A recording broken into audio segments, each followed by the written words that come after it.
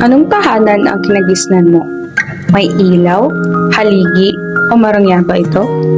Ating tunghayan ng isang kwentong puno ng pag-asa at pagmamahal. Sa isang tahimik na bayan sa Alfonso, Cavite, may isang bahay na puno ng kwento ng pag-asa at tagumpay.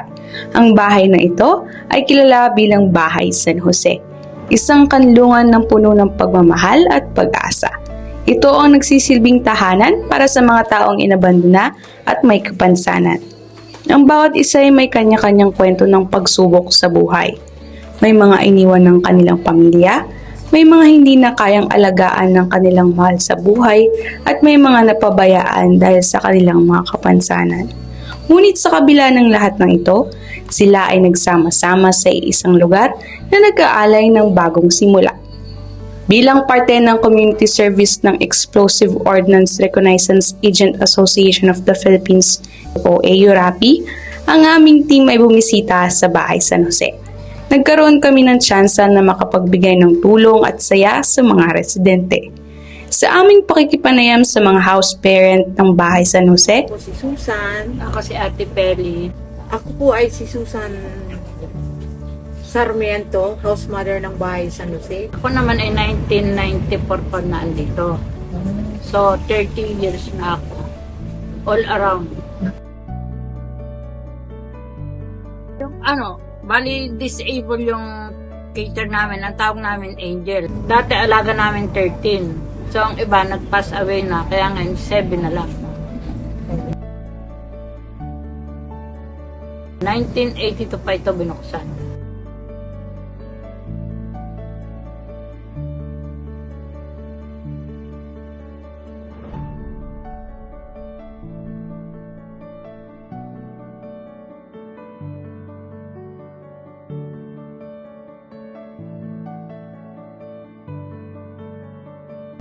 Malaki po kasi hindi po gaya noon kaysa ngayon.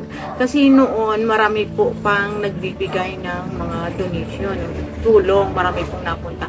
Magmula po nung pumasok yung pandemic, wala na po. Paisa-isa na lang po. Talagang mabait si Lord.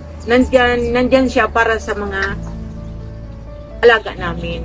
Nakakasurvive po kami. Kaya thank you God. Yay. Yung sa office naman po, sila ang nagbabayad ng kuryente namin, ng tubig, yung allowance, ang ibig sabihin ng allowance namin, at saka yung food budget ng aming mga alaga. So sila ay 6. So anim ay 3, 3, 6. kasama ka, diba? Porto pag ako kasama. Porto, yun lang, sa 1 to 15 days. Porto. So, yun lang ang inaano namin, ang inaano ng opisina sa amin. At saka pala yung inaano nila na pambili namin na kung wala na kaming gas, yung pitikas, 5,000 yun. So, kailangan hindi ako doon lumagpas. Kaya masaya kami kapag mayroong bisita na isa na kayo doon sa masaya kami, proud kami na nandyan kayo para sa araw na to. Sana hindi lang sa araw na to. Thank you talaga. Salamat. Sana babalik kayo.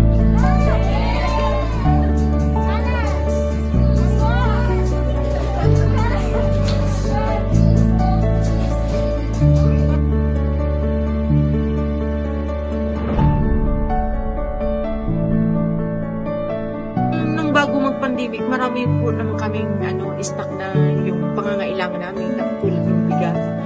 Marami po kami nagbigay kasi sabi ko nga po ng maraming pang nagdadatingan ng mga bisita. Ang marami sa amin pag mula pa na pag December. Oo, December. Yan.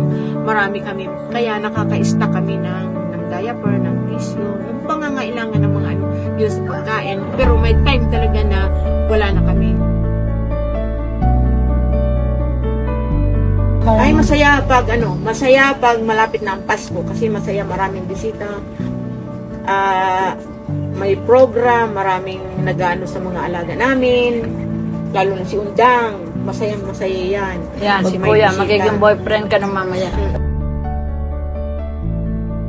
Ang Bahay San Jose ay lubos na tumatanggap ng in-kind at monetary donations para sa kanilang patuloy na operasyon. Kung gusto ninyong magbigay ng in-kind donation, ang mga sumusunod ang kanilang pangangailangan.